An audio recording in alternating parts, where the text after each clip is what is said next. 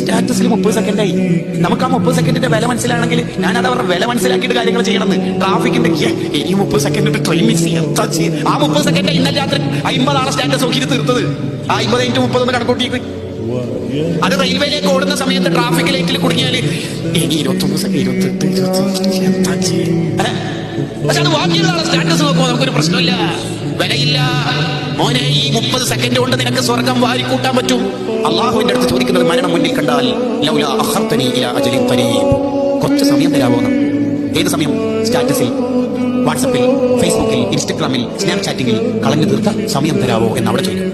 എന്റെ ഞാൻ നന്നായിക്കോളാം. എപ്പോൾ ഇങ്ങനെ മരണം